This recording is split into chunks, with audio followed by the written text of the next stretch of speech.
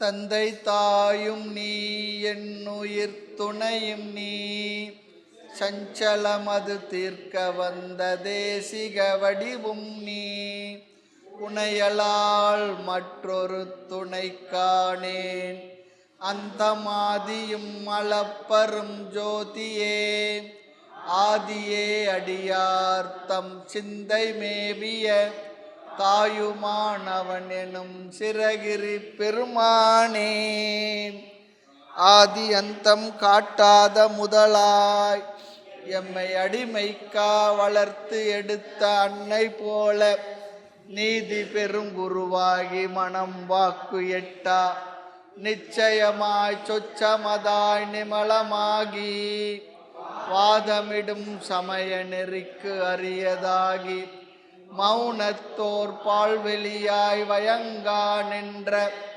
ஜோதியை என் உயிர் துணையை நாடி கண்ணீர் சொரிய இரு கரம் குவித்து தொழுதல் செய்வாம் அகர உயிர் எழுத்து அனைத்துமாகி வேறாய் அமர்ந்ததன அகிலாண்டம் அனைத்துமாகி பகர்வனை எல்லாமாகி அல்லதாகி பரமாகி சொல்லறிய பான்மையாகி துகளறு சங்கற்ப விகற்பங்கள் எல்லாம் தோயாத அறிவாகி சுத்தமாகி நிகரில் பசுபதியான பொருளை நாடி நெற்றுயிர்த்து பேரன்பால் நினைதல் செய்வாம் சிராப்பள்ளி மலைமேவும் தட்சிணாமூர்த்தி அருள் நல்க பெற்று பராபரமும் எந்நாளும் பைங்கிளியும் பலபாவும் பாடி பாடி தராதள மானிடர்க்கெல்லாம் தன்னமிர்தாய் தந்தருளும் தாயுமான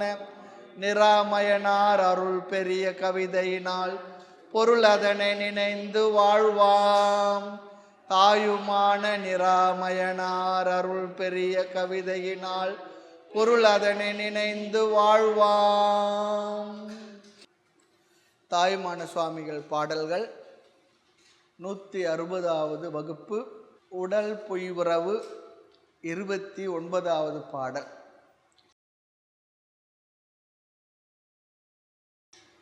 தத்துவ பேயோடே தலையடித்து கொள்ளாமல்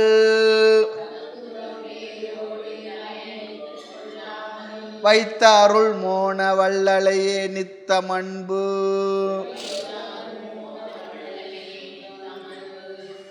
பூன கருதும் நெஞ்சு போற்ற கரம் எழுப்பும்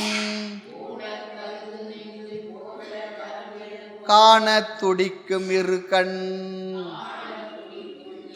தத்துவ பேயோடே தலையடித்து கொள்ளாமல் வைத்த அருள் மோன வள்ளலையே நித்தமன்பு பூன கருதும் நெஞ்சு போற்ற கரம் எழுப்பும்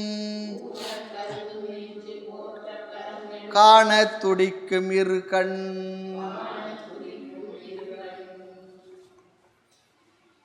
தத்துவ பேயோடே தலையடித்து கொள்ளாமல் வைத்த அருள்மோன வள்ளலையே நித்தம் அன்பு பூன கருதும் நெஞ்சு போற்ற கரம் எழுப்பும் காண துடிக்கும் இருக்கட். பாட்டை சில நேரத்தை பிரித்து படித்தாவே 1-2 தடவைக்கு புரிஞ்சிடும். திருப்புகழில் கூட அந்த வரிகளை ஒழுங்காக சொந்தம் பிரித்து படிக்க தெரிஞ்சால் நல்லா அர்த்தம் புரிஞ்சிடும். சில நேரத்தில் அப்படி தான், ஒரு தடவைக்கு 2 தடவை 3 தடவை படிக்கணும், நமக்கு பொறுமை கிடையாது.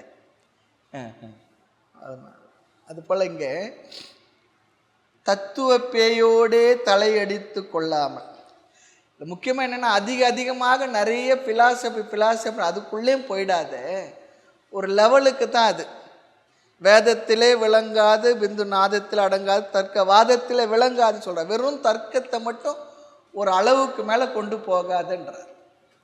தர்க்கம் என்ன பண்ணுன்னா, தர்க்கம் அற்புதமான ஒரு சாஸ்திரம். தர்க்க சாஸ்திரத்தில் பெரிய வில்வாயர்களாக இருக்கிறவங்களாம் பெரியவங்க இருக்காங்க. அதிகமாக பயன்படுவது என்ன, நான் என்ன நினைக்கிறனோ அதுதான் உண்மை என்று எஸ்டாப்ளிஷ் பண்ணுறதுக்கு பயன்படுகிற ஒரு புத்தி சாதுரியத்துக்கு அழகாக கிடைச்ச ஒரு அற்புதமான சாஸ்திரம். அது வக்கீல்களுக்கு அதிகம் பயன்படுது. வக்கீலுக்கு தெரியும் இது உண்மையிலேயே பொய் தான் தெரியும். தெரிந்தாலும் என்ன பண்ணுவாங்க, வாங்கின பணத்துக்காக வாதமிடுவாங்க. ஆனால் அதில் எது பொய் எது உண்மைன்னு கண்டுபிடிக்கிறது அங்கே உட்காந்துருக்க ஜட்ஜி. ஏன்னா அவரும் முதல்ல இப்படி இங்கேருந்து தான் நாங்கள் போனார். அதுதான் ஜட்ஜிக்கு இருக்கிற விஷயங்கள் அவங்களுக்கு தெரிஞ்சிடும். ஆக தர்க்கவாதத்தில் எதை வேணுமானாலும் நாம் எது உண்மைன்னு நினைக்கிறோமோ அதை சாதித்து விடலாம், அதற்கு பயன்படுவது.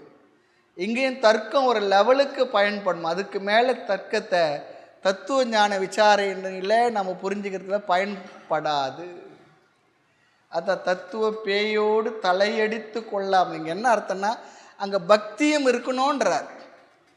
எந்த கேஸை எடுத்தாலும் அவருக்கு உள் உணர்வுன்னு ஒன்று இருந்ததுன்னா இது பொய்ன்னு தெரிஞ்சே தான் வாதம் விடுவார். ஏன்னா அவர் தொழில் அதுக்காக பண்ணுவார். அதுபோல் ஒரு லெவலுக்கு மேலே அதிலேயே போயிடாதுன்னு சொல்கிறார். அங்கே பக்தி இருக்கணும். தத்துவ பொத்தலை மூடுங்கடி சாத்திர குப்பையை தள்ளுங்கடின்னுவார் ஒரு சித்தர் பெருமான். அதுக்காக தர்க்கம் என்பது தப்பு இல்லை.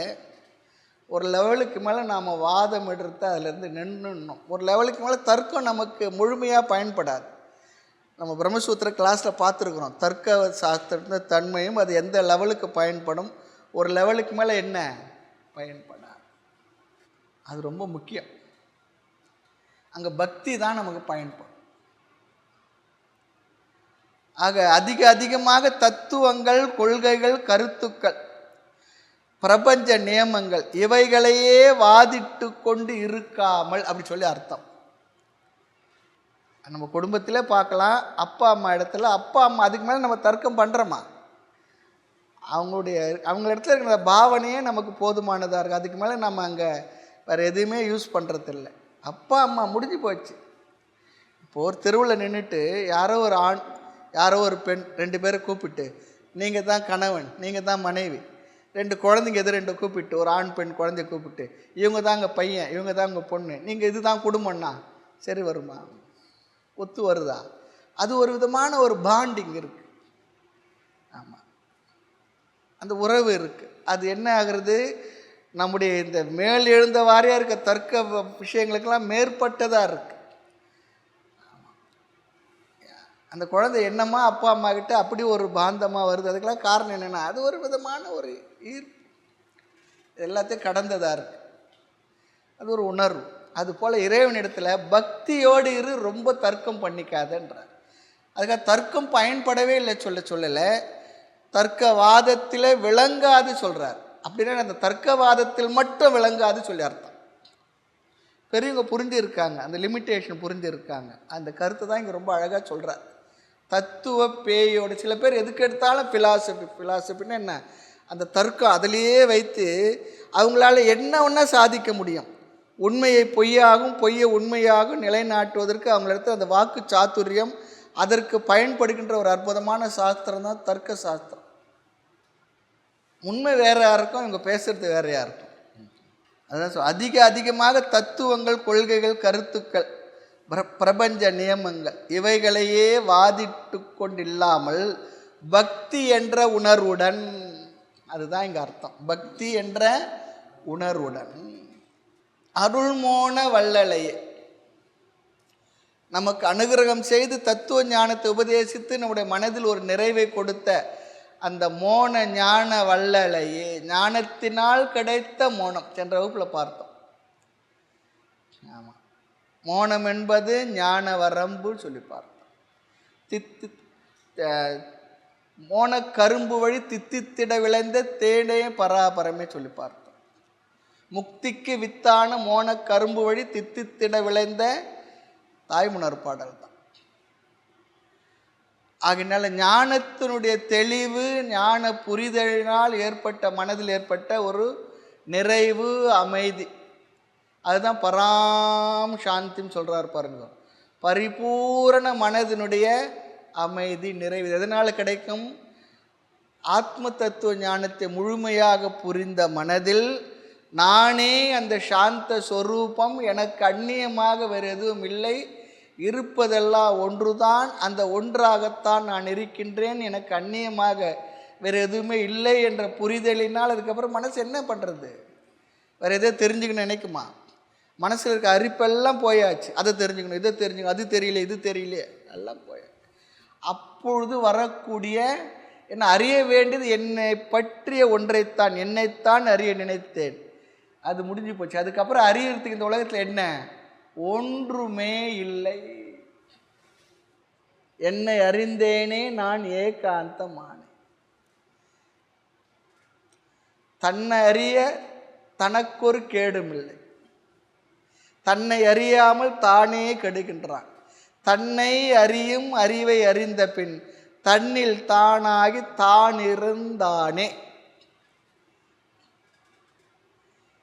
அப்படி இருக்கும் பொழுது இரண்டாவதா ஒன்று இல்லை அறியறதுக்கு. அறிவதற்கு ஆள் இல்லை, அறியப்படும் பொருளும் இல்லை, திருஷ்யமும் இல்லை, காண்பான் காட்சி காணப்படும் பொருளும் இல்லை. இருக்கிறது ஒன்று தான் புரிஞ்ச உட்பாடு அங்கே என்ன இருக்கும்? நாம் நினைக்கிற மனதினுடைய பேசாத அமைதி, மற்றபடி செயல்படாத அந்த அமைதியெல்லாம் வேற. ஆத்மா என்பது அப்படி தான் இருக்கு. அதுதான் அப்படி புரிஞ்ச பிற்பாடு இங்கே மோனம் என்பது சும்மா இரு என்பது பிரம்மம் என்பதுக்கெல்லாம் ரொம்ப ஆழ்ந்த அர்த்தம் பார்த்தா வார்த்தைகள் வேற இருந்தாலும் கூட அது தெளிவு என்ன? நான் தான், நானே தான், வேற யாரும் இல்லை. அப்போ நாங்கள் பேசுறதுக்கு என்ன இருக்குது? விவகாரத்துக்கு எதனா பேசிக்கிட்டு இருக்கலாம். மற்றபடி அதனால தான் சொல்லுவாங்க, சென்ற வகுப்பில் சொன்னேன், சன்னியாசி எடுக்கும்பொழுது குருநாதர் சொல்லி கொடுக்குற முக்கியமான உபதேசங்கள் ஒன்று, யாருக்கிட்டையும் தர்க்கம் பண்ணாதே, வாதமிடாதே. வாதமிடுபவர்களை கண்டால் விலகி சென்று விடு. அது நம்ம தோத்துடுவோம் அப்படிலாம் அர்த்தம் இல்லை. அது நமக்கு தேவையில்லை. வாதம் இடுவதற்கு எவ்வளோ விஷயங்கள் இருக்குது. தேவையில்லாத ஆளுகிட்ட எல்லாம் போய் இதெல்லாம் பேசிக்கிட்டு இருக்காது. அதுதான் அங்கே அர்த்தம். வாதம் பண்ணலாம் எப்போ? தத்துவ விசாரத்தில் புரிந்து கொள்கின்ற விஷயத்திற்காக. அதில் ஒன்றா விளக்கங்கள், அது வாதம் கூட சொல்ல முடியாது. புரிதலுக்காக வரக்கூடிய சம்வாதம், வாதம் இல்லை சம்வாதம். ஸ்ரீ கிருஷ்ணார்ஜுன சம்வாதே சொல்கிறோம். அது தர்க்கவாதம் இல்லை, அது ரொம்ப முக்கியம். இல்லைன்னா என்ன ஆகும்னு சொன்னால், இங்கே அப்படி சொல்லியிருக்கேன், அங்கே அப்படி சொல்லியிருக்கேன், அவர் சொல்லியிருக்காரு, இவர் சொல்லியிருக்காரு. உண்மைதான், எல்லாரும் சொல்லியிருக்காங்க, இல்லைன்னு யாரும் சொல்லலை. அதை ரொம்ப தர்க்கமிட்டுக்கிட்டு இருந்தால் இந்த பாதையில் செல்பவர்களுக்கு அதிகமான மனதில் தேவையில்லாதது வேண்டான்னு சொல்கிறார். இல்லை நான் பண்ணுவேன்னா தீர்காயுஷ்மான் பவன் சொல்லிட்டு ஆசீர்வாதம் பண்ணிட்டு போயிடுவாங்க. நல்லா பண்ணிக்கிட்டு இருப்பா, சரி, வேறு என்ன சொல்ல முடியும்? அதிகமாக தத்துவங்கள், கொள்கைகள், கருத்துக்கள், இந்த பிரபஞ்சத்தில் எத்தனை சிஸ்டம் இருக்கோ அத்தனை தத்துவங்கள், அத்தனை விவகாரங்கள், அதுக்கும் மேற்பட்டது இருக்கு. அதான் சொல்ற, தத்துவ பேயோடு தலையெடுத்து கொள்ளாமல் வைத்த அருள்மோன வள்ளலைய. வள்ளல்னு சொல்ற யார்? எனக்கு அந்த ஞானத்தை வாரி வழங்கிய வள்ளல் இல்லையா? நான் இப்படி அமைதி பெற்று நிறைவாக மௌனமாக இருப்பதற்கு எனக்கு ஞானத்தை கொடுத்த வள்ளல், வாரி வழங்கியவர் இந்த ஞானத்தை. அந்த மோன வள்ளலையே நித்தம் அன்பு பூன கருதும் நெஞ்சு. இந்த பிற்பாடு இந்த மனசு என்ன பண்ணுமா? எப்பொழுதும் அவரை பற்றி எண்ணத்திலேயே அன்போடு இருப்பதற்கு நெஞ்சம் நினைக்கின்றதான். அன்பு பூன, அன்பு உண்டாக கரம் எழுப்பும். அதனால் என்ன? தன்னை அறியாமல் யாருன்னா பார்த்தா நம்முடைய அன்புக்குரியவர்கள், மதிப்புக்குரியவர்கள், நம்முடைய நன்றிக்குரியவர்கள், அவர்களை பார்த்தா என்ன பண்ணுறோம்? நம்ம அறியாமல் கை எடுத்து கும்பிடுறோம். அதுதான் இங்கே சொல்கிறார், போற்ற கரம் எழுப்பும். அடுத்து என்ன? அவங்களை எல்லாம் பார்க்கணுமே, காண துடிக்கும் இரு கண்கால் காண்மின்களோ செவிகால் கேண்மின்களோ. அதுபோல் இயல்பு இதெல்லாம் அதை சொல்கிறார், அழகாக சொல்கிறார். இந்த பக்தியுடைய பெருக்கத்தினால் கண்கள் அப்படிப்பட்ட குருமார்களை, பெரியோர்களை, தனக்கு உபதேசித்தவர்களை, அல்லது தான் ஏதாவது சகுன பிரம்மத்தை ஏற்கனவே உபாசித்திருந்தால் அந்த தோற்றத்தை அதையெல்லாம் பார்க்க நினைக்குமா. அத்வைத ஞானிக்கு பார்க்குறதுக்கு ஒன்றுமே இல்லை. ஆமாம், எல்லாமே பார்க்குறதுலாம் என்ன, எல்லாம் அதுதான்.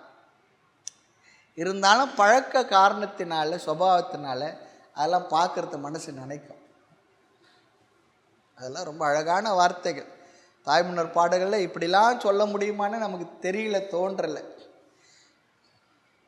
வெறும் இலக்கியவாதிகள் மட்டும் பார்த்தாங்கன்னா அவங்க ஒரு விதமாக தமிழில் சொல்லி விளக்கம் எழுதி வச்சுருக்கிறாங்க, பார்க்குறோம்.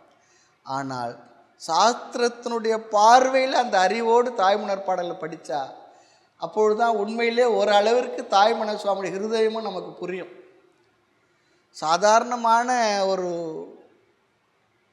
பெரியவர் இல்லை, இந்த தேசத்தில் யார் தான் இல்லை, இன்றைக்கும் வாழ்ந்துக்கிட்டு இருக்காங்க. அப்படி இன்றைக்கும் அப்படி வாழ்ந்துக்கிட்டு இருக்காங்க, என்றைக்குமே இருப்பாங்க. அவங்கள பார்த்தா நமக்கு தெரியல இந்த சரீரத்துக்குள்ளே இவ்வளோ ஒரு அறிவும் இவ்வளோ ஒரு தெளிவும் இருந்திருக்குமான்னு சொல்லிட்டு. தோற்றத்தை பார்த்து தெரியாது, யாரை பார்த்தாலும். அந்த உருவு கண்டு எல்லாமே வேண்டும், உருவு கண்டு எல்லாமே வேண்டும். அஷ்டாவக்கர இடத்துல அவர் ஒட்டு கோணலை வந்த உடம்பை பார்த்து இந்த கோணங்கின்னு வாங்க போங்க, அது போல் பார்த்து சிரித்தாங்களாம். அப்புறம் அவர் கேட்ட கேள்வி சபையிலே பிற்பாடு எல்லாரும் எந்திரிச்சு நமஸ்காரம் பண்ணுற அளவுக்கு அவர் சொன்னது தான் அஷ்டாவக்கர கீதை. அதில் எங்கே ஒன்றா அந்த நாலேஜ் இருக்கும், அறிவு இருக்கும். அப்படிப்பட்ட மகான்கள் மகாத்மாக்கள் தோன்றி இருந்து வாழ்ந்து புனிதமாக்கிய பூமி இது, புண்ணிய பூமி, சந்தேகம் இல்லை. அதனால் இடையிடையே யார் யாரோ சொல்கிறான் இது அவர் மண் இவர் மண்ணுன்னுட்டு இருக்கான். இது ஆழ்வார்கள் மண், நாயன்மார்கள் மண், தாய்மான சுவாமிகள் மண், மாணிக்க வாச்சகர் மண், மீனாட்சி பூமி இது, சுந்தரேஸ்வரர் பூமி, அழகருடைய மண் இது. அவர் வர்றதுக்காக எத்தனை இடத்துல அந்த மண்டபங்கள் அடையப்பா. அதெல்லாம் இன்றைக்கி பார்த்த எல்லாமே மண்டபம்லாம் கடையாயிடுச்சு, அது வேறு விஷயம், அது வேறு. அன்றைக்கி ஒரு நாளைக்கு மட்டும் எடுத்துகிட்டு ஏதோ அன்னதானம் மீது எல்லாம் அங்கே பிஸ்னஸ் நடக்கிறது, டயர் கடை, அந்த கடை, இந்த கடை, சாமியெல்லாம் மறைச்சிட்டு. எவ்வளோ ஒரு மகிமையும் பெருமையாக இருந்தால் நம்ம பெரியவங்க அப்படிலாம் பண்ணியிருப்பாங்க. நேற்று மன்னார்குடிக்கு போயிட்டு வந்தேன். ராஜகோபால சுவாமி என்னமா பிரம்மாண்டமான அந்த கோபுரங்களும் அந்த கட்டடங்களும் அந்த கோயிலும், பெரிய குளம், அந்த தெருக்கள் இன்னும் கூட 100 அடி 150 200 அடி இருக்குமா, மையமாக இருக்குது. இங்கேருந்து பார்த்தா நேர கோபுரம் தான். மீனாட்சி அம்மன் கோயில் சுற்றி கூட ஒரு மாதிரி பண்ணிட்டோம். அதில் எவ்வளோ ஆக்கிரமி பண்ணால் சரியாக வரும், ஆனால் பண்ணுற ஆள் இருக்க விட மாட்டாங்க, அது வேறு விஷயம். பிரம்மாண்டமாக இருக்குது. இன்னும் கூட எவ்வளோ செழிப்பாக இருந்திருந்தால் அப்படிலாம் வச்சு அந்த சுவாமியை கொண்டாடி மகிழ்ந்து சந்தோஷப்பட்டிருப்பாங்க. பெரிய அளவுக்கு தான் நகர அமைப்பு பிரம்மாண்டமாக இருக்குது. அமைக்கும் பொழுது விஸ்தாரமாக. இப்போல்லாம் போட்டாங்கன்னா என்னென்னா, முந்திலாம் 60க்கு 40 ஒரு கிரவுண்டு சொன்னால், இப்போது 30க்கு 20 கூட இல்லை. 1/4 கிரவுண்டு, அரை கிரவுண்டு, 2 சென்ட் 1.5 சென்ட், அதுவே கட்டிக்க முடியல, வீட்டில் இருக்க முடியல, அது வேறு விஷயம்.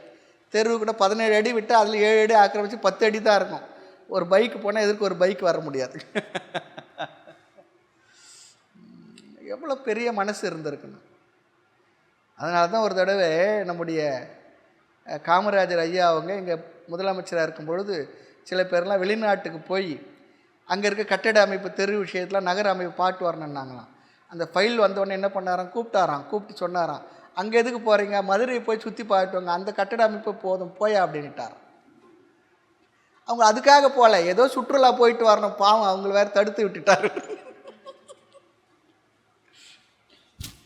இங்கே இல்லாத அமைப்பு முறையா எதுவும் இல்லாது, ஏதோ வேணும்னா போயிட்டு வாங்க, அங்கே என்ன பெருசு, அது நம்ம கடைபிடிக்கிறது இல்லை. அந்த வீதிகள்லாம் பார்த்தா எப்போ என்ன விஸ்தாரம். இன்றைக்கி கூட பிரமிப்பாக தான் இருந்தது. ஒரு 35 வருஷத்துக்கு முன்னே ஆசிரமம் ஆரம்பித்து நானும் சுவாமிஜியும் கூட போயிருந்தேன். அங்கே ஒரு சாரதா சமிதி இருந்தது, தபோவனத்தினுடையது. அங்கே ஒரு சின்ன ஒரு இடத்துல பள்ளிக்கூடம் கூட இருந்தது. சாமிஜியோடு போயிட்டு வந்தோம், கோயிலுக்கு போயிட்டு வந்தோம். 35-36 வருஷத்துக்கு அப்புறமா அங்கே போகிறதுக்கு ஒரு வாய்ப்பு கிடைச்சிது. சம்பரோக்ஷணம் மகா கும்பாபிஷேகம் நடந்துக்கிட்டு இருக்கு நாளைக்கு. அற்புதமான இடம், நல்ல ஒரு இடத்துக்கு பார்த்துட்டு வரதுக்கு ஒரு வாய்ப்பு கிடைச்சிது. ஆகவே எதுக்கு சொல்கிறேன்னு சொன்னால், எங்கேயோ போயிட்டோம்.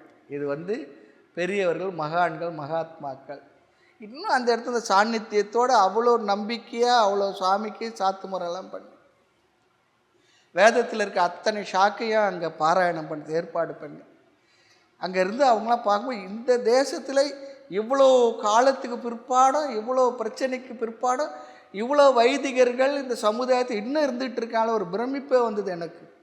இருந்துக்கிட்டு இருக்கு. இதுக்கெல்லாம் யார் காரணம்? நாம் யாரும் காரணம் இல்லை, பகவான் காரணம். நம்ம பெரிய முனிவர்கள், ரிஷிகள், அவர்களுடைய தவம் காரணம். அவ்வளோ பேர் இருக்கிறாங்க, அவ்வளோ பக்தியாக பண்ணுறாங்க. அந்த ராஜகோபால சுவாமி ரொம்ப விசேஷமான ஃபேமஸ். அவருடைய அந்த விக்கிரகம் அது அருமையாக வச்சு பார்த்து எல்லாம் அங்கே சேவிச்சுக்கிட்டு போயிட்டு வந்தோம். விசேஷமாக இருக்குது. அது 2 மணிக்கு தான் வந்த மதுரைக்கு ஆசிரமத்துக்கே. இன்னைக்கு கிளாஸுக்காக வரலன்ட்டு. நல்லா தான் இருந்தது, ரொம்ப நேரம் அருமையாக இருந்தது. அற்புதம், பார்த்துட்டு வரணும். எதுக்கு சொல்கிறேன்னா, கரம் எழுப்பும் நினச்சோம்னா என்ன பண்ணோம், எப்போ பார்த்தது நிறைய படங்களில் பார்த்துருக்கோம். அந்த சுவாமியுடைய உருவம், சிறு உருவம், அது கையில் ஒரு மாதிரி கொக்கி வச்சுட்டு உட்காந்துக்கிட்டு இருக்கும். அதெல்லாம் கண்ணில் பார்த்த உடனே ரொம்ப சரி, ரொம்ப நாளைக்கு முற்பாடு மனசில் நினச்சேன், இன்றைக்கி இந்த பாட்டு வந்து சுவாமியை பார்த்து நமஸ்காரம் சொல்லிட்டு. அதெல்லாம் இருக்கத்தான் இருக்கும். பக்தி என்ற உணர்வு இல்லை. அங்கெல்லாம் தர்க்கமோ வேது எதுவுமே இல்லை. அவ்வளோதான், பக்தி என்ற உணர்வோடு இருக்கணும். தத்துவ பேயோடே தலையடித்து கொள்ளாமல் வைத்த அருள்மோன வள்ளலையே நித்தம் அன்பு பூன கருதும் நெஞ்சு போற்ற கரமெழுப்பும் காண துடிக்கும் இரு கண். தத்துவங்கள் எனப்படும் பேயோடு சேர்ந்து அவ்வப்பொழுது தலையில் எடுத்து கொள்ளாமல் இங்கே ஒருத்தர் சொல்கிற ஒரு உரையாசிரியர். நமக்கு எப்படின்னா ஞாபகம் என்ன பண்ணுறோம், ஏதோ இப்படி தட்டுறோம் இல்லையா, அதை சொல்கிறார். அது அவர் கோணத்தில் சொல்கிறார், மேலோட்டமாக ஒரு கருத்து. அப்படி இல்லாமல் தத்துவத்துக்குள்ளே அதிகம் சென்று விடாமல் பக்தி என்ற உணர்வை அங்கு கொண்டு வந்து, எப்படி ஒரு குழந்தைக்கு அப்பா அம்மான்றது அப்பா அம்மா, அதுக்கு மேலே அதுக்கு ஆராய்ச்சி அங்கே கிடையாது, தேவையும் இல்லை, அவ்வளோதான். அதுபோல பக்தி என்ற உணர்வுடன் நம்மை நல்ல நிலையில் வைத்துள்ள மௌன வள்ளலாகிய தட்சிணாமூர்த்தின்னு சொல்கிறார். மோன வள்ளல் சொல்லி சொன்னால் தட்சிணாமூர்த்தின்னு சொல்லிடுறார். ஆமாம், தெற்கு முகமாக அமர்ந்து ஞானத்தை நமக்கு உபதேசித்திற்கு கொண்டிருக்கக்கூடிய தட்சிணாமூர்த்தி, வடபால் இருந்து தென்பால் இருந்து கொண்டு நமக்கு ஞானத்தை கொடுக்கக்கூடிய அந்த ஞான வள்ளலையே நாளும் அன்பு உண்டாக மனம் நினைக்குமா. டெய்லி அவர் மீது அந்த பக்தி பெருக வேண்டும் என்று அன்பு உண்டாக மனசு நினைக்கிறதா. காரணம் என்ன, இந்த மனசு வேறு எதுலேயே அன்பு வச்சிருக்கு. அதுக்கு அன்புன்னு சொல்லக்கூடாது, பாசம் தான் சொல்லணும், பற்றுன்னு தான் சொல்லணும். அந்த பற்று என்ன பண்ணணும், கொஞ்சம் கொஞ்சமாக மாற்றி பரிபூர்ணமாக பகவானுடைய திருவடியில் சமர்ப்பணம் பண்ணிடணும். அதுக்கு பிற்பாடு இருக்குமா இருக்காதுன்னா இருக்கணும். அம்மா மேலே அன்பு இருக்கணும், அப்பா பேரில் அன்பு இருக்கணும், குழந்தைங்க பேரில் அன்பு இருக்கணும், பேர குழந்தைங்க அன்பு, அதெல்லாம் இருக்கணும். அதெல்லாம் சந்தேகமே இல்லை.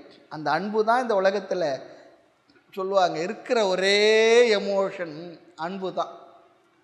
அந்த அன்பினுடைய பரிமாற்றம் தான் வேறு மாதிரி நாங்கள் இருக்கிற mother of all emotions love தான், அன்பு தான். அது எங்கெங்கே எப்படிலாம் நம்ம டிஸ்ட்ரிபியூட் பண்ணுறோமோ அப்படி அது நமக்கு திருப்பி வருது.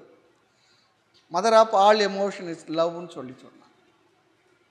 அன்பு தான், அது சந்தேகம் இல்லை. அப்படி இறைவன் மீது அன்பு உண்டாகும், மனம் நினைக்குமா, வணங்க கை குவியும். பார்த்த உடனே நமஸ்காரம் பண்ணுறதுக்கு கை தானே எழும்பிவிடும். சும்மா நினச்சிட்டு எழும்புறது இல்லை, பார்த்த உடனே. அதுதான். அப்புறம் என்ன, காண துடிக்கும் இருக்கண். அந்த திவ்யமான புனிதமான அந்த திருமேனியை கண்கள் பார்ப்பதற்கு நம்ம சொல்லணும் இல்லையா, சுவாமி அப்படியே பார்த்துக்கிட்டு நின்று இருப்போம். சில நேரத்தில் அந்த உருவம் நம்ம மனதில் அப்படியே பதிஞ்சிருக்கும். ரொம்ப விசேஷம் அதெல்லாம். இறை காட்சியில் இப்போது எந்த கோயிலுக்கு போனால் இப்போ சொன்னோம் இல்லையா, எப்போது பார்த்தது, படங்களில் பார்த்தது, இப்படி வச்சு ஒரு கோல் போல் ஒன்று வச்சுருப்பார். அது ராஜகோபால சுவாமின்னா பார்த்தீங்கன்னா தெரியும். அங்கே பார்த்த உடனே அந்த உற்சவமூர்த்தி அங்கே வந்து இருக்கார். அவர் என்ன அழிச்சின்னு போன அது தலைமை பூஜார், அவர் சொன்னார். ஆமாம், அதே தாங்க சாமி, அதுக்காகத்தான் உங்களை வர சொன்னேன். கண்ணு பார்த்த உடனே சரி, ரொம்ப நாளாக இந்த உருவத்தை மனசில் நினச்சிருந்தேன், இப்போ தரிசனம் பண்ணிட்டேன். காண துடிக்கும் இருக்கண். நம்ம கண்ணும் என்ன பண்ணோம், கண்கால் காண்மின்களோ கடல் நஞ்சுண்ட கண்டன் தனை செவிகால் கேண்மின்களோ. அதுபோல் அந்த காண துடிக்கும் இருக்கண். திருப்பதிக்கு போகிறோம், எவ்வளோ சிரமப்பட்டு போகிறோம், எத்தனை கொட்டடியில் அடைச்சி வச்சுருக்காங்க. அவ்வளோ முயற்சி பண்ணி எந்தோ அப்படி விட அவஸ்தை விட்டு போன உடனே அங்கே ஒரு செகண்டு கூட இல்லை, ஃப்ராக்ஷன் ஆஃப் செகண்டு கூட இல்லை. போகும்போது நினச்சிக்கிட்டே இருக்கும் பார்க்கணுன்னு சொல்லிட்டு ஜெருகண்டி தள்ளி விட்டுவிடுவாங்க, கொஞ்சம் நிற்க விடுறதில்ல. ஆனால் அங்கே போனால் அந்த செகண்ட் ஃப்ராக்ஷன் ஆஃப் செகண்டில் அவர் பார்க்கத்தானே போகிறோம், அங்கே போய் கண்ணை முடிக்கும். ஏன்? அந்த வெளியில் பார்த்த அந்த திவ்யமான புனிதமான திருமேனி மனசில் நம்ம பதிச்சுக்கிறதுக்காக, மனசில் நினைக்கிறதுக்காக, மானசமாக. அப்புறம் எத்தனை தடவை திரும்பி பார்த்தாலும் அதே உருவம் தான். அதெல்லாம் மனசுக்கு ஒரு நிறைவு தருது இல்லையா? அதெல்லாம் பெரிய விஷயம் தாங்க. நம்ம பெரியவங்களுக்கும் தெரியும், அது செப்பு திருமேனி தான், பஞ்சலோகம் தான், அது கல் தான், சொதை தான் தெரியும். இருந்தாலும் அந்த நேரத்தில் பார்க்கும் பொழுது அது அந்த தெய்வத்தினுடைய விசேஷங்களை மனது ஏற்றி வைத்து பாவித்து வணங்கினாங்களா, தர்க்கமே இல்லை. இது கல் தானே இது, அதெல்லாம் இல்லை. அங்கே தர்க்கம்லாம் பண்ணுறது இல்லை. அதெல்லாம் விசேஷம்தான். அதில் ரொம்ப என்ஜாய் பண்ணலாம். தாய்மன்னர் பாடலில் ஒன்று ஒன்றா நினச்சோம்னா, நமக்கு அப்படி ஒரு பாவனையோடு இருந்தோம்னா நிறைய ஆழ்ந்து சிந்திக்க முடியும். இதெல்லாம் அதான் சொல்கிறார், நாளும் அன்பு உண்டாக மனம் நினைக்கும். அதனால தான் என்ன பண்ணாங்க, பெரியவங்களுக்கு பிடிக்குதே பிடிக்கலையோ, போ சாமியை பாரு, ஒரு சுற்றி வா, பார்த்து கொஞ்ச நேரம் நின்று நமஸ்காரம் பண்ணிட்டு வா. அவங்க நல்லா தெரியும் நீ இப்போ அந்த பக்தி உணர்வோடு பண்ணுறியா, என்ன பண்ணுற, அதெல்லாம் அப்புறம்.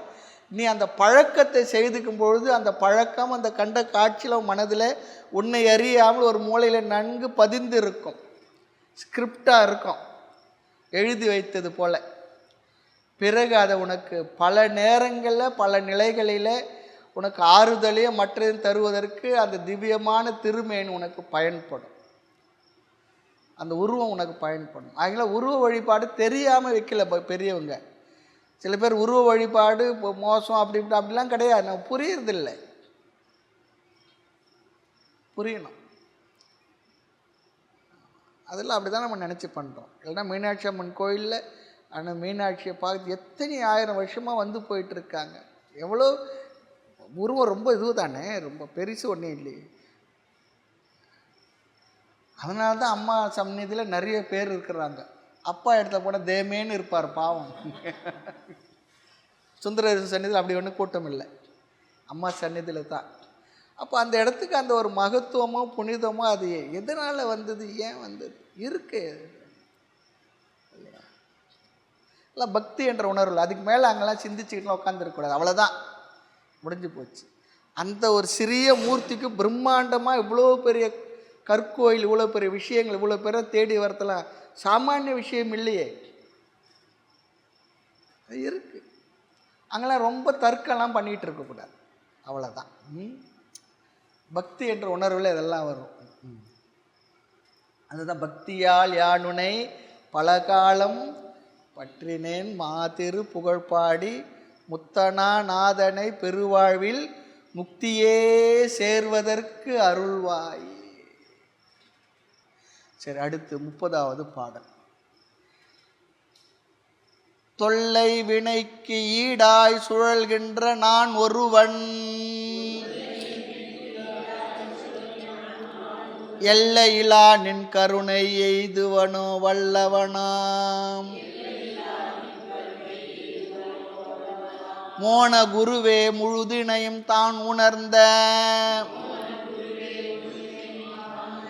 ஞான குருவே நவில் தொல்லை வினைக்கு ஈடாய் சுழல்கின்ற நான் ஒருவன் எல்லையிலா நின் கருணை எய்துவனோ வல்லவனாம் மோன குருவே முழுதினையும் தான் உணர்ந்த ஞான குருவே நவில்.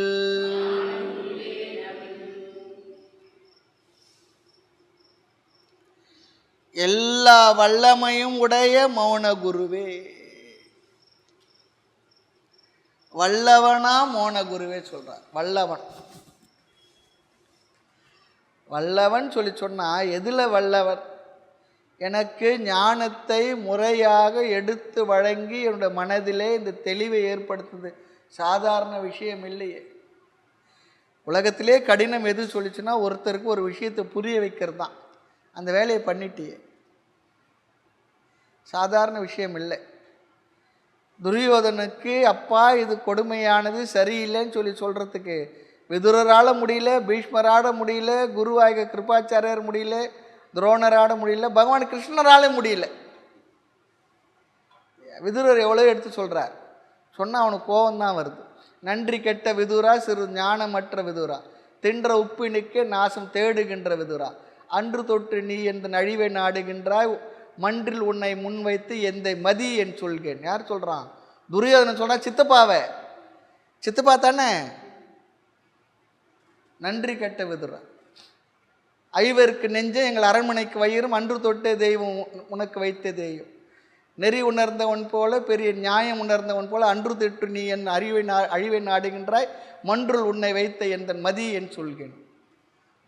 விதுர நீதி நம்ம கேட்டுருக்கோம். விதுரன் தர்மராஜாவே விதுரனா வந்தார் அப்படிலாம் புராணிகர்கள் சொல்லுவாங்க. அப்படிப்பட்ட விதுரன் இடத்துல அவன் பேசுகிறான். அழகாக சொல்கிறார். நான் சொல்கிறத கேளுடா, நல்லது தான் உனக்கு சொல்கிறேன், எல்லாரும் நல்லா இருக்குன்றதாக சொல்கிறேன், யார் சார்பாகவும் சொல்லலை, நீ சொல்கிறேன் கேளு. அழகாக ஒரு வார்த்தை, கோபம் வந்து சொல்லுவோம், வயிறு எரிஞ்சு சொல்கிறது சொல்லுவோம். அது போல் மாண்டு கிடப்பாய் மகனே நீ தரை மீது சொல்லிடுறார். அப்பயே சொல்லிடுறார். டேய் நீ நான் சொல்கிறத கேட்கனா மாண்டு கிடப்பாய் மகனே நீ தரை மீது. அது ஒரு வார்த்தை, மகனே, என் மகன் தான் நீ, மகன் தான். அவருக்கு குழந்தை இல்லை, விதுரருக்கு புராணத்தில் இது படி அவருக்கு இஷ்யூஸ் இல்லை தெரியுது. மாண்டு கிடப்பாய் மகனே நீ தரை மீது. இதெல்லாம் பாரதியார் வாக்குங்க, பாஞ்சாலி சபதத்தில் வர்றது. இதெல்லாம் சரி பண்ண முடியலையே, என்ன பண்ணுறது? அதுபோல் எதுக்கு சொன்னேன்னா, மோனகுரு வல்லவன் சொல்லி சொன்னால் என்ன வல்லமை சொல்லி சொன்னால், புரிய வைக்க முடியாத அற்புதமான இந்த தத்துவ விசாரத்தை நீயாகவே தானாகவே நானாகவே இருக்கக்கூடிய இந்த உண்மையை நமக்கு அழகாக அமர வைத்து முறையாக ஒவ்வொன்றாக சலிக்காமல் சொல்லி கொடுத்து புரிய வைக்கிற அந்த பெரிய வல்லமை இருக்க, பெரிய ஆள் தான். நம்ம சொல்கிறப்ப ரொம்ப பெரிய ஆள் தான், சாதாரணமான ஆள் இல்லை. வல்லவா நினைத்தவாறே எல்லாம் பகவானுக்கு சொல்கிறார் தாய்மணவர். ஜெகத்தை எல்லாம் அணுவளவும் சிதறாவன சேர்த்து வைத்த அணு திரளையெல்லாம் மகத்துவமாய் பிரம்மாண்டமாக செய்யும் வல்லவா நினைத்தவாறே எல்லாம். வல்லவன். அதுபோல் இங்கே சொல்கிறார், எல்லா வல்லமையும் உடைய மௌன குருவே.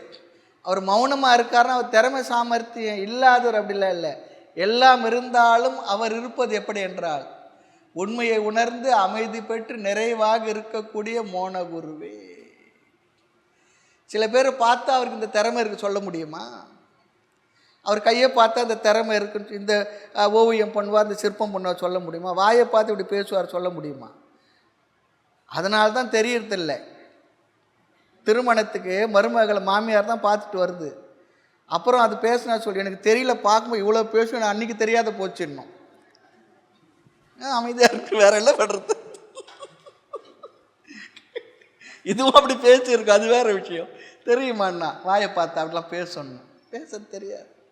அது ஒருத்தர் பார்த்தோன்னே இந்த திறமை சாமர்த்தியம் இருக்குது என்பதை உருவத்தை பார்த்து சொல்ல முடியாது, அது வெளிப்பட்டால் தான் தெரியும். இந்த காலை பார்த்தா இவ்வளோ தூரம் நடக்க முடியும்னு தெரியுமா? தெரியாது. இந்த நலமகாராஜா கதையில் நல தமயந்தி பிரிஞ்சிடுறாங்க. அவனை சேர்த்து வைக்கிறதுக்கு என்னென்ன முயற்சி பண்ணுறாங்க. கடைசியாக ஒரு அனௌன்ஸ்மெண்ட் பண்ணுறாரு. தமயந்தே சொல்கிறாங்க, அப்பா கிட்ட ஒரு சுயம்வரம் மறுபடியும் சொல்லுப்பா.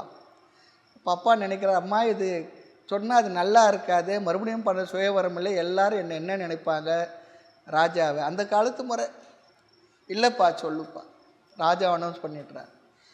இது நலன் எங்கேயோ இருந்துக்கிட்டு இருக்க, நலனுக்கு தெரிஞ்சிடுது. அவர் ஒரு ராஜா இடத்துல இருந்துக்கிட்டு இருக்கார். எங்கே?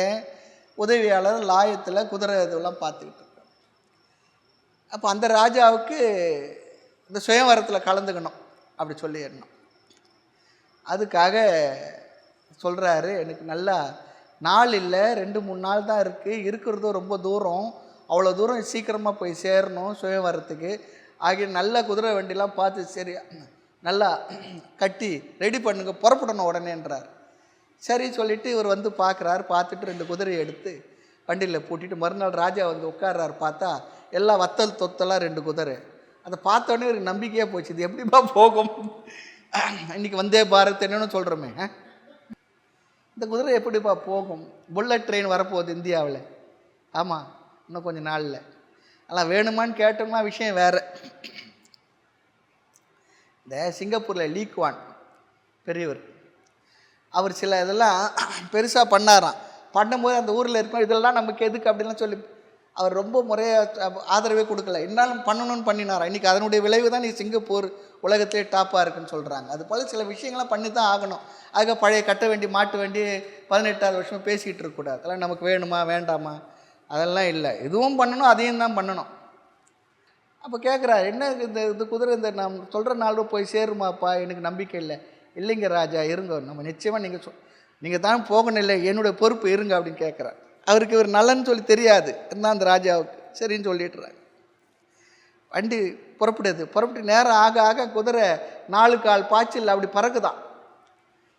அதில் அவர் எழுதுகிறார், மேலாடை விழுந்ததென்றான் 4 காவதம் கடந்ததென்றான். புறப்படும்பொழுது மேலாடை எப்படி கீழே விழுந்துடுது. எப்போ நிறுத்தி அந்த மேலாடை எடுன்றான். 4 காவதன்னா ஒரு காதத்துக்கு 10 மைல், இல்லை ஒரு சில 100 மைல் கூட சொல்கிறாங்க, இருந்துட்டு போட்டோம். 4 24 10 போடுங்க, 240 கிலோமீட்டர் மைல் வந்துட்டோன்றாராம் சொன்ன வார்த்தைக்குள்ளே. அப்போ எவ்வளோ வேகமாக போயிருக்கோம், அப்போ எவ்வளோ வேகமாக அந்த ரோடு பாதை இருந்திருக்கும், அந்த வண்டி ஓடுறது எவ்வளோலாம் இருந்திருக்கும். இதெல்லாம் வெறும் கற்பனையாக நினைக்கிறத விட அதில் கொஞ்சம் உண்மையும் இருக்குது. நிறைய வாழ்க்கையில் கற்பனை தான் பின்னால் உண்மையாகி பெருசாக வந்திருக்கு. பெரிய பெரிய விஞ்ஞானிகளாக நினச்ச கற்பனை தானே. ஒரு கட்டடத்தை இப்படி பிரம்மாண்டமாக கட்டினத்து ஒரு என்ஜினியருடைய மனசில் வந்த கற்பனை தானே. உயிர் பெற்று வரலையா என்ன? அப்படி போகிறதான். போகும்போது தான் அவர் ராஜாவுக்கு, நான் இன்னும் நினச்சவனே எங்கே கற்றுக்கிட்டேன் இந்த அஸ்வ சாஸ்திரம், குதிரையை பற்றிய சாஸ்திரம் எங்கேப்பா கற்றுக்கிட்டேன்னு கேட்குறாரு. அப்போ சொல்கிறா, இல்லை எனக்கு ராஜாங்கத்தில் கொஞ்ச நாள் இருந்திருக்கு, அதனால் எனக்கு தெரியும். சில பேருக்கு சில சாஸ்திரங்கள் சில விஷயங்கள் மிருகங்கள் கூட அப்படி அந்யோன்யமான ஒரு உறவலாக இருந்திருக்கு, அதனால் எனக்கு தெரியும். கொஞ்சம் நல்லா கொழுகோன்னு இருக்க குதிரையை கட்டினேன்னா அது மூச்சு வாங்கினா நின்றுட்டு இருக்கும். இது வத்தல் தொத்தலாக இருக்கிறது தான் பாருங்கள். சில பேர் கூட பார்க்கலாம், ஆள் பார்த்து ஒத்த நாடியாக இருப்பாங்க, எவ்வளோ வேகமாக வேலை செய்வாங்க தெரியுமா? இங்கே ஆசிரமத்தில் கல்யாணி அம்மான்னு இருந்தேன், அந்த அம்மா பார்த்தா தெரியுமா, அவ்வளோ வேலை பண்ணும், ஆச்சரியமாக இருக்கும். நானே சத்தம் போடுவேன், ராத்திரி 10-10:30 மணிக்கு வரட்டு ஏதோ பெருக்கிட்டு இருக்கோம். ஏமா படுக்கக்கூட? இல்லை சாமி, நாளைக்கு காலையில் முடியாது. நாளெல்லாம் வேலை பண்ணியிருப்பாங்க, பார்க்குறோமே. நமக்கு மூச்சு வாங்கும் கொஞ்சம் நேரத்தில். அப்புறம் போய் சேருது. அப்போ சொன்னாராம், எனக்கு இது சொல்லி கொடு நீ. அப்போது அப்படி போயிட்டு இருக்கும்பொழுது மரங்களை பற்றி, அந்த இலைகளை பற்றி, ஒரு மரத்தில் எத்தனை இலை இருக்கும், என்ன இலை இருக்குன்னு அது பேச்சு வந்துதான். பேசும்பொழுது இவர் நலமகாராஜாக்கு, உங்களுக்கு எப்படி இது தெரியும், எனக்கு சொல்லி கொடுங்க. ஒரு மரத்தை பார்த்தா இத்தனை இலை தான் அதில் இருக்குன்னு அக்யூரேட்டாக என்னால் சொல்ல முடியுன்றார். இல்லை ஒரு கலையாக இருந்துருக்கு, அது எப்படி சொல்லுங்கள், அதை எனக்கு சொல்லி கொடுன்றார். இதெல்லாம் அந்த சம்பவத்தில் வரக்கூடிய விஷயங்கள். இதெல்லாம் ஒரு இலக்கிய சுவையாக இருந்தாலும் கூட அதில் உண்மை இருக்குது. இந்த பீர்பால் அக்பரை சந்திச்சுக்கும் பொழுது ஒரு ஊருக்கு போனாங்கண்ணா. இந்த ஊரில் எத்தனை காக்கா இருக்கும் அவர் எண்ணிக்கை சொன்னாராம். அதிகமாக இருந்தால் என்ன பண்ணுவோம், தலையை வாங்கிடுவேன். அதிகமாக இருந்தால் என்னென்னா வெளியூரில் வந்திருக்கும், குறைவாக இருந்தால் என்னென்னா இங்கேருந்து வெளியூருக்கு போயிருக்கன்ட்டாராம். புத்தி சாதுரியம் தான். அது வல்லவன், அதுக்காக போனோம். மோனகுரியில் எங்கெங்கேயோ போயிட்டோம், பரவாயில்ல. எப்போ பார்த்தாலும் அப்படி ஒரு மாதிரி தத்துவத்தையே பேசிக்கிட்டு இருந்து கொஞ்சம் ஒரு ஃப்ரீயாக நல்ல விஷயங்கள் தானே இதோட சம்மந்தப்பட்ட. வல்லவனா மோனகுருவே ஒன்று சொல்லி புரிய வைக்கிறதுக்காக சொல்ல போனோம். அவங்கவுங்களுக்கு தெரிஞ்ச விஷயம். வல்லவர்கள், ஒவ்வொரு சாஸ்திரத்தில் வல்லவர்கள். பீமன் வந்து சமையலுக்கு அவ்வளோ நல்லா சமைப்பாவில்லையாம். நலபாகன் வேற சொல்லுவோம், நல்லா சமைப்பாராம், நலபாகன்னு சொல்லுவோம் பாருங்க. அதனால் சமையலுக்கு ஃபேமஸ்லாம் ஜென்ஸு தான் சாஸ்திரப்படி. அது சுவை நடராஜன் இப்போ இல்லையா? ஆனால் தாய்மார்கள் தான் விசேஷம். அவங்களாம் நமக்கு சாப்பாடு பூவாவே கிடைக்காது, அது வரைக்கும் வேறு இருந்தாலும் கூட அப்படியே இருக்குது தேசத்தில். எல்லா வல்லமையும் உடைய மௌனகுருவே, இடத்தாலும் காலத்தாலும் முழுமையும் ஒரு சேர உணர்ந்த ஞானகுரு. இடத்தாலும் காலத்தாலும் முழுமையும் ஒரு சேர உணர்ந்த ஞானகுரு. இப்போது ஒரு பொருளை வரையறுக்கணுன்னா இடம் தேசத்தினால் வரையறுக்கப்படும். இந்த பொருள் இங்கே இருந்துன்னா இன்னொரு இடத்துல இல்லை, அங்கே இருந்தால் இங்கே இல்லை, தேசத்தினால் வரையறுக்கப்படும். காலமும் வரையறுக்கும். ஆனால் ஆத்மா அல்லது பிரம்மம் என்ற பொருள் இடத்தாலும் காலத்தாலும் வரையறுக்கப்படாதது. இங்கே இருக்கு அங்கே இல்லை, அப்படிலாம் இல்லை. அதனால்தான் அங்கு இங்கு எனாதபடி எங்கும் பிரகாசமா. அவர் அங்கே தான் இருக்கார், இங்கே தான் இருக்கார். ஒரு வடிவமாக இருந்தால் சகுனமாக இருந்தால் அது அங்கே இருக்கு இங்கே இருக்கு. ஆனால் பிரம்மம் தத்துவ திருஷ்டியில் சொன்னால் அவர் எங்கும் நிறைந்தவர், காலத்தால் வரையறுக்கப்படாதவர். அவர் முந்தி இருந்தார், இப்போ இல்லை. இப்போ நமக்கு வயது என்பது என்ன? காலத்தால் வரையறுக்கப்பட்ட விஷயம் தானே. அந்த டேட்டில் பிறந்தோம், டேட் ஆஃப் டெத்து நமக்கு தெரியாது. இருந்தாலும் காலம் நம்மை வரையறுத்து விடுகின்றது. எந்த பொருளாக இருந்தாலும் சரி, எல்லாத்துக்கும் தோற்றம் உண்டே. அதுபோல் இறைவன் காலத்தால் வரையறுக்கப்பட முடியாதவன். ஆத்மாவாகி நானும் காலத்தால் வரையறுக்கப்படாதவன். இப்போதைக்கு வேணும்னா பிறந்திருக்கலாம், நாமும் இந்த உடலில் வெளிப்பட்டிருக்கலாம். ஆனால் நானும் கூட காலத்தினாலும் இடத்தாலும்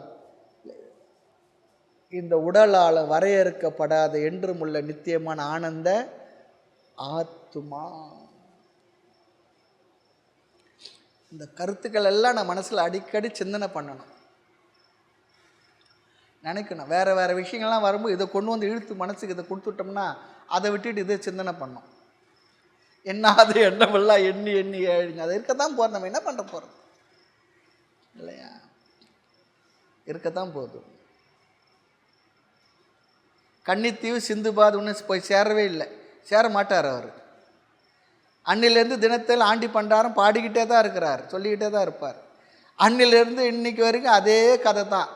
அவர் இறந்தார், இவர் இறந்தார், அப்படி போனார், இப்படி போனார், அங்கே திருட்டு இங்கே திருட்டு, மூதாட்டி, செயின் பெரிப்பு, இதுதான் இருக்கும். ஆமாம், தேதி மாறிச்சு தவிர ஆள் மாறிச்சு தவிர சம்பவம் மாறிச்சா?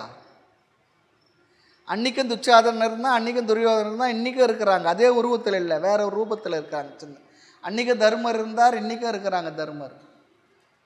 இல்லாதில்லை. இதையே நாம் தாசி சிந்திச்சுக்கிட்டு இருந்தோம்னா என்ன பிரயோஜனம்? ஒரு லெவலுக்கு நம்ம சம்பந்தப்பட்டது சிந்திக்கணும், தப்பு இல்லை. அதே நேரத்தில் இந்த சிந்தனைகளுக்கு அதிக இடம் கொடுக்கணும். அதுதான் இந்த பிறவி எடுத்து வந்ததுடைய பிரயோஜனம். காலத்தாலும் தேசத்தாலும் வேறு எதனாலும் வரையறுக்கப்படாத எங்கும் உள்ள என்றும் உள்ள நித்தியமான ஆனந்த ஆத்மஸ்வரூபம். யாரு? யாரோ சாமின்னு சொல்லிடக்கூடாது. அப்புறமா நான் என்ற வார்த்தைக்கு அர்த்தமாகிய ஆத்மா, அது நானே நான் தான் சொல்லணும், வேற யாரோ தானா சொல்லக்கூடாது. நானே நானா, யாரோ தானா. அந்த காலத்து பாட்டு. ஆமாம், மெல்ல மெல்ல மாறக்கூடாது. நானே நான் தான், நான் வேறு யாரும் இல்லை. என்னை எதுவுமே வரையறுக்க முடியாது, லிமிட் பண்ண முடியாது. நீங்கள் எவ்வளவு தான் கம்பெனி வச்சாலும் கமெண்ட்டில் லிமிட்டட் போடுவான், எல்டிடின்னு போட்டு கீழே ஒரு கோடு போட்டு 2 புள்ளி வச்சுருப்பான், லிமிட்டட். அது அவ்வளோதான். ஆனால் நான் யாருன்னா அன்லிமிட்டட். அன்லிமிட்டட் மீல்ஸ் இல்லை. பசியோட ஹோட்டலுக்கு போயிருப்பா, இவ்வளோட்டு சாதம் வைப்பா, அது பார்த்தாலும் எவ்வளோனா பைசா வாங்கி கொஞ்சம் சாதம் கொண்டு கொண்டு கொண்டு வந்து கொடுப்பா, பசி எடுத்து சாப்பிடணும். இல்லை சார் அவருக்கு, சரி கொண்டு வாங்க. அதுபோல் அன்லிமிட்டட்னா என்னென்னா வரையறுப்பு இல்லை, லிமிட் இல்லை. என்னை யாரும் லிமிட் பண்ண முடியாது. அப்போ நான் எதனாலும் வரையறுக்கப்படாத ஆத்மா சொல்லி சொன்னான். எல்லாம் நான் தானே, எல்லாம் நான் தானே. அப்போது நான் அசைந்தால் அசையும் அகிலம் எல்லாமே. அப்போ நான் தான் எங்கேயுமே இருக்கிறேன். ஒரு இடத்துல அடித்து அடி எல்லார் முதுகுலையும் உரைச்சது சொல்லி சொன்னோம். அது யார்? அது அங்கே அடி சம்பவம் கதை, அது வேற. திருவிளையாடல் பகவான் பண்ணது. மதுரை பூமி, புண்ணிய பூமி, 63 அவ்வளோ திருவடியால் நடந்த ஒரு இடம். இன்னும் நம்ம மதுரையில் இருக்கிற இடங்கள் அதெல்லாம் இன்றைக்கி யாரும் ஆக்கிரமிச்சிட்டு இருக்காங்க, அது விஷயம் வேறு. அப்போது அது என்னென்னா பிரம்மம் என்றும் உள்ளது, எங்கும் உள்ளது. அதில் ஏற்படுற மாற்றம் நம்மிடத்தில் ஏற்பட்ட மாற்றம் போல உணர முடியும் என்பதற்கான ஒரு வார்த்தை, வேற ஒன்றும் இல்லை. அவர்தான் எங்கும் உள்ளார். நாம் சொல்லுவோம் எங்கே தட்டினா எங்கே போய் அது ஒழிக்கும் தெரியும்னு சொல்லுவோம். அது விஷயம் வேற உபகாரத்தில். ஆமாம். ஆனால் பகவான் மேலே விழுந்த அந்த ஒரு அடி உலகத்தை எல்லாரும் ஃபீல் பண்ணாங்கன்னு சொன்னான். அதோட கருத்து தத்துவம் என்னென்னா, அவர் தான் அது இருக்கார், நானும் அதுவாக தான் இருக்கேன், அவராக தான் இருக்கேன். நான் அவனாகி நிற்பது என்னால் தாய்மன்னர் கேட்பான். நான் அவனாக தான் இருக்கேன், எனக்கு புரியல, அதுதான் நான் அவனாகி நிற்பது என்னால்னா இன்னும் என்னால் அது முழுமையாக புரிந்து அந்த அறிவில் நிற்க முடியலன்னு தான் அர்த்தம். நான் அதுவாக தான் இருக்கேன். அதுக்காக தான் அடிக்கடி சொல்லுவோம், நான் ஆத்மா தெரிஞ்ச ஒரு படம் தான் ஆத்மாவா, தெரியாத முன்னே நான் ஆத்மாவா? தெரியாத முன்னே ஆத்மா தான், எனக்கு தெரியல, அவ்வளவுதான். நான் தெரியாத போது ஆத்மா தான், தெரிஞ்ச பிற்பாடு நான் ஆத்மா தான். அதில் ஒரு மாற்றமும் இல்லை, ஆத்மாவில் ஒரு மாற்றமும் இல்லை. சேஞ்ச்லெஸ், நிர்விகாரி. ஆமாம், விகாரம் இல்லை. இதெல்லாம் நமக்கு ஒரு சேர உணர்ந்த ஞான குருவே, குருவானவர் நமக்கு முழுமையாக உணர வைத்திருக்கின்றார். அவரும் உணர்ந்திருக்கிறார். அதே நேரத்தில் அவரோடு சேர்ந்த எனக்கும் என்னுடைய பக்குவத்தை பார்த்து தகுதி கருதி எனக்கு இந்த ஆத்ம ஞானத்தை அழகாக அன்போடு எனக்கு அளித்திருக்கின்றார். அன்பில் வாழ்வித்த ஞான குருவே, ஐயன் அன்பாய் உரைத்த சொல் ஆனந்தம் தோழி. என்னென்ன வார்த்தையெல்லாம் போடுறாரு பாரு. அன்போடு சொல்லி கொடுத்தாராம். இப்போ கல்லூரியில் பள்ளிக்கூடத்தில் டீச்சர்லாம் அன்பாவை சொல்லி கொடுக்குறாங்க, சில பேர் சொல்லி கொடுக்குறாங்க, அது வேற விஷயம். ஆனால் என்ன, இது படிக்காது, என்ன பண்ணுறது தெரியல, மார்க் வாங்கணுமே, நாளைக்கு இது பண்ணணுமே, ஐயோ அப்படி ஒரு அது பொறுப்புணர்வு, கடமை உணர்வு உள்ள டீச்சர்ஸ். மற்றவங்களுக்கு என்ன, நான் சொல்லி கொடுக்குறேன், நீ எப்படியோ எது படித்தாலும் சரி, படிக்கணும் சரி, ஏதோ சரி, அப்படி இல்லை.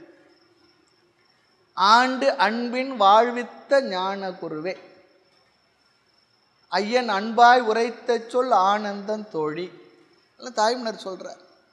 அதுபோல வல்லவனாம் ஞான குருவே, தான் உணர்ந்த முழுதினையும் தான் உணர்ந்த ஞான குரு, எல்லாத்தையும் நீ உணர்ந்திருக்கின்றார். அப்படிப்பட்ட ஞான குரு நீ என்ன சொல்ற, எனக்கு தொல்லை வினைக்கு ஈடாய் சுழல்கின்ற நான் ஒருவன் எல்லையிலா நின் கருணை எய்துவனோ, எனக்கு அது கிடைக்குமான்னு கேட்குறார். எய்துவனோ, நான் அதை அடைவனான்னு சொல்லி கேட்குறார். ஒரு கேள்விக்குறியாக கேட்குறார். தொல்லை வினை சொல்லிச்சுன்னா பழைய வினைக்கு வினையின் காரணமாய் அப்படி சொல்லலாம். தொல்லை வினைன்னா தொல்லை தரும் வினை அப்படியும் ஒரு அர்த்தம் எடுத்துக்கலாம். அப்படி அதில் உழன்று கொண்டுள்ள நான் ஒருவன் எல்லையற்ற உன் கருணையை பெறுவேணும். எல்லையற்ற உன் கருணையை சொல்லிச்சேன்னா, எனக்கு ஞானத்தை எடுத்து வழங்கிய தட்சிணாமூர்த்தமாக இருந்தவர்களும் பெருமானே, எனக்கு அந்த அருள் கருணையை வழங்கி எனக்கு புரிய வைத்து விடுவாயா, அந்த கருணையை நான் எய்துவனும். வினையிலிருந்து விடுபடும் வினையை எரிக்கும் பூரண ஞானத்தை தந்து என்னை ஆட்கொள்வாயா, அப்படி ஒரு கருத்து சொல்றார். தொல்லை வினை கீடாய் சுழல்கின்ற நான் ஒருவன், இந்த வினையிலிருந்து விடுபடும் அந்த வினையை எரிக்கும் பூரண ஞானத்தை. எது எரிக்கும் நாம் பார்த்துருக்கிறோம், வினையை அனுபவித்து தீர்க்க முடியாது, அதை நாம் நீக்கித்தான் வாழ முடியும். எதனால், அது ஞானத்தினால், ஞானம் என்ற தீயால் கர்ம வினை எரிக்கப்படும், சஞ்சிதத்தை எரித்துவிடும், அனுபவித்து தீர்க்க முடியாது. பிராரப்தம் அனுபவித்து தீரும், சஞ்சிதம் ஞானத்தினால் எரிந்து சாம்பலாகும். பிறகு ஆகாமி சென்று சேருவது இடமில்லாமையினால் அதுவும் சென்று விடும். இதுதான் மோட்சத்தில் ஞானத்தை அடைந்த ஞான நிஷ்டனுக்கு, ஞானிக்கு மறுபடியும் பிறவி இல்லை என்பதற்கு சாஸ்திரம் சொல்லுகின்ற அழகான லாஜிக்கல் எஸ்டாப்ளிஷ்மெண்ட். இது நம்ம அறிவிக்கும் புரியும். இது ஆக வினையிலிருந்து விடுபடும் வினையை எரிக்கும் பூரண ஞானத்தை தந்து, அப்படின்னு என்ன அர்த்தம், முழுமையான ஞான நிஷ்டை சொல்றார். ஞான நிஷ்டை, ஞான நிஷ்டை எய்தினர் கன்றோதான் பொய்யாம்போம் பிறப்புன்னு சொல்றார். ஆமாம், கேட்டவுடன் சிந்தித்தல் கேடிலா மெய்த்தெளிவால் வாட்டமுறா உருபோவினை மாறுமோ நாட்டமுற்று மெய்யான நிட்டையினை மேவினர் கன்றோதான் பொய்யாம்போம் பிறப்பு. அழகாக ஒரு கொக்கியை போட்டு விடுறார். சும்மா தெரிஞ்சதுனால அப்படி இல்லை, மெய்யான நிட்டைன்னா ஞான நிஷ்டையை எய்தினவருக்குத்தான் பிறப்பிறப்பு பொய்யாக போய்விடும். ஏன் பிறப்பிறப்பு வருது? சஞ்சித வினையினால் வருகின்றது. அந்த சஞ்சித வினை ஞானத்தினால் எரிக்கப்பட்டு விடுகின்றது. பிராரப்தம் அனுபவித்து தீர்ந்து விடுகின்றது. ஆகாமி சென்று சேர்வதற்கு இடமில்லை. ஆகவே என்ன? பொய்யாம் போம் பிறப்பிறப்பும். அதுதான் சொல்ற, பூரண ஞானத்தை தந்து என்னை ஆட்கொள்வாயோ. நல்ல பாட்டு. குருவே கர்ம வினையினால் சுழலும் அடியேனை தேவரீர் கருணையால் உய்வேணும். ஆமாம், கருணையை பெறுவேனோ. எல்லா வல்லமையும் உடைய மௌன குருவே, இடத்தாலும் காலத்தாலும் முழுமையும் ஒரு சேர உணர்ந்த ஞான குருவே, பழைய தீவினைக்கு ஈடாய் காரணமாய் உழன்று கொண்டிருக்கும் நான் ஒருவன் எல்லையற்ற நினது திருவருளை பெறுவேனோ. கூறுவாயாக. நவில் என்றால் கூறுவாயாக. நவில் நவில் சொல்லிச்சுன்னா தமிழ் வார்த்தை நமக்கு தெரியும். நவில் தரும் நூல் நயம் போலும் சொல். பயில் தெரியும் பயில் தரும் பண்புடையார் செயல் சொல்கிறது திருக்குறள் தானே. இப்போ நவில்னா சொல்லுவாயாக, கூறுவாயாக, எனக்கு சொல்லிக் கொடுப்பான். இந்த பாடலும் அருமையான ஒரு பாடல். 29, 30 நமக்கெல்லாம் இந்த பாட்டில் இந்த அர்த்தம்லாம் இருக்கான்றது நமக்கு பொதுவாக நமக்கு தெரியறதில்லை. அதுக்காக சத்சங்கத்தில் இப்படிலாம் உட்கார்ந்து கேட்டு இந்த விஷயங்கள்லாம் மறுபடியும் எங்கே போனாலும் ரங்கனை சேவின்னு சொல்கிறது போல் எங்கே போனால் அந்த கருத்துக்குள்ளே வந்துடணும். வேறு எதோ எங்கேயோ போயிடக்கூடாது. இந்த விஷயங்களை தான் சொல்கிறாங்க. குரு என்ன சொல்லுவார்? மிஞ்சி போனால் 3 விஷயந்தான். அவர் எத்தனை பேசினாலும் ஆத்மாவை பற்றி சொல்லுவார், பரமாத்மாவை பற்றி சொல்லுவார், இந்த உலகத்தை பற்றி சொல்லுவார். இந்த 3 குணர்களுடைய தொடர்பு, வேற்றுமை, பேதங்கள்லாம் சொல்லி கடைசி நம்ம அடைய வேண்டிய முக்தியை பற்றி சொல்லித் தருவார். அதுக்கு மேலே ஒன்றும் இல்லை. அவர் வேறு என்ன பேசுவார்? பேசுறது என்ன இருக்கு? ஒன்றும் இல்லை. இந்த பூரண ஞானத்தை தந்து என்னை ஆழ்வாயோ சொல்லி சொல்கிறார். அடுத்து 31வது பாடல். 3 கண்ணா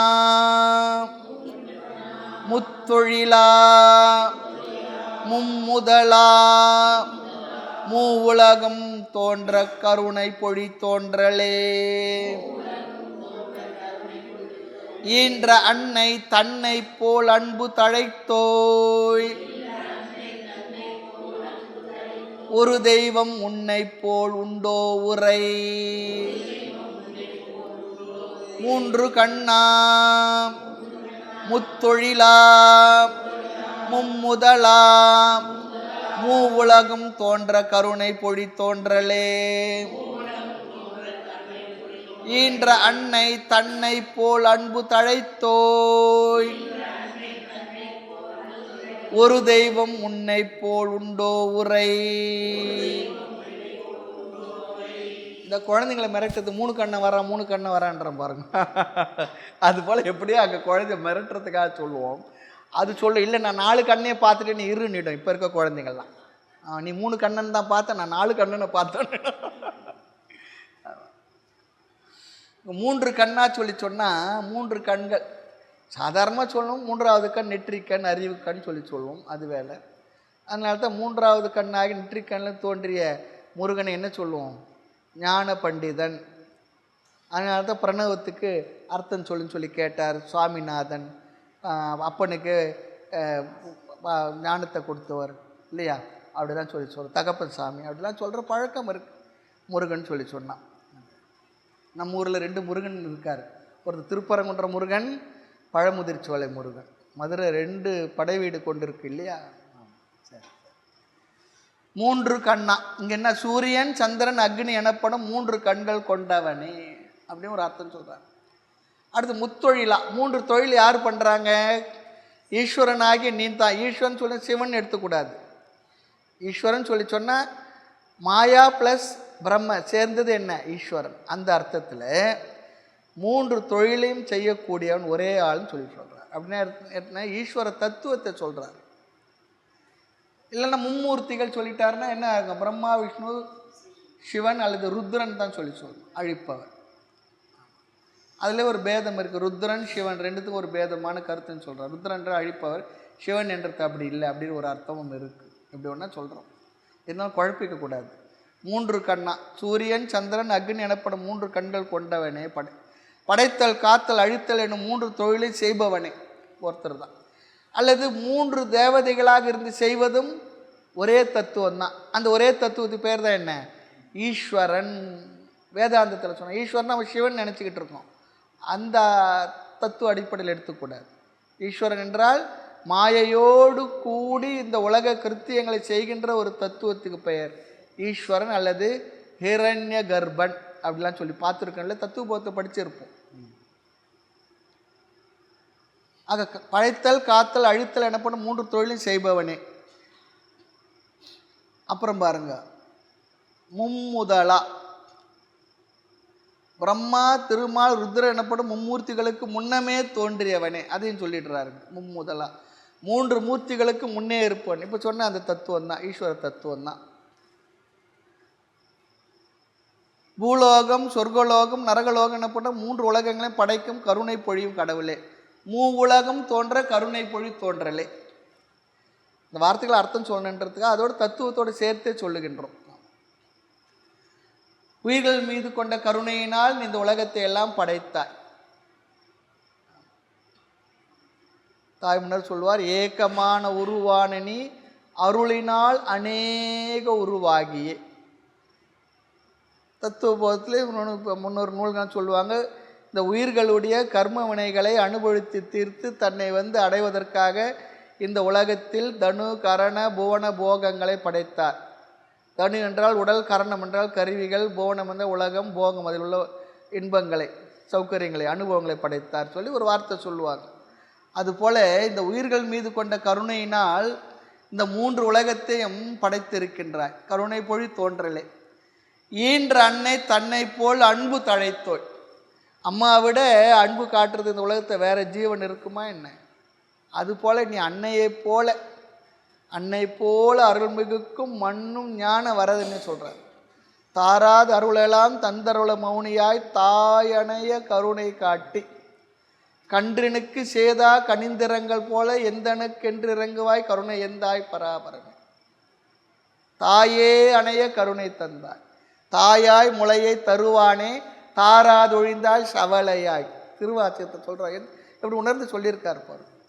நீ அப்படி எனக்கு பால் கொடுத்து நீ வளர்த்தல்னா நான் சவலையாக போயிருப்பேனப்பா.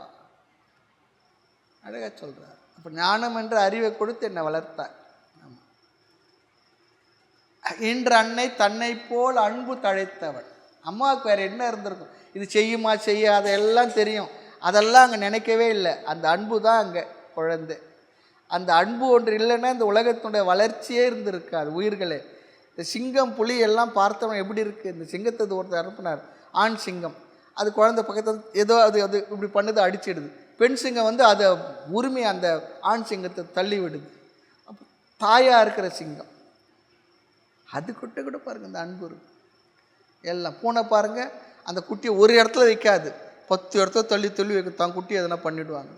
மாடு கண்ணு போட்ட உடனே ஒருத்தரை கிட்டவே சேர்க்காது. ரொம்ப பழகி இருந்தால் அந்த மாட்டுக்காரனா கிட்ட செய்யலைன்னா புஸ்ஸு புஸ்ஸு புஸ்ஸுன்னு தஸ்ஸுன்னுக்கிட்டே இருக்கும். குழந்தைக்கு என்ன பண்ணிவிடுவாங்களோ. ஒரு கோழி, ஒரு குருவி என்னமா இருக்கு, ரெக்கைக்குள்ளே அப்படி சேர்த்து வச்சு ஒரு சின்ன குரல் தான் அப்படியே உள்ளே உட்காந்து என்னம்மா இதெல்லாம் எதில் தாய் அன்பு. அந்த தாய் அன்புக்கு ஈடு உலகத்தில் வேறு எதுவுமே இல்லை. அப்படி தாயாய் எனக்கு என்ன பண்ண தன்னருளை தந்தவன். ஈன்ற அன்னை தன்னை போல் அன்பு தழைத்தவன் நீ.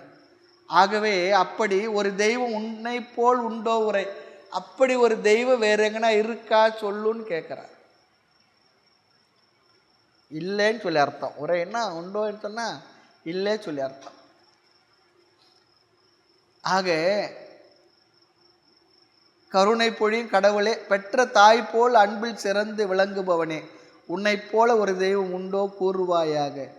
ஐயனே, உன்னை போல ஒரு தெய்வம் கையினால் தொழவும் கருதேன் கண்டாய்.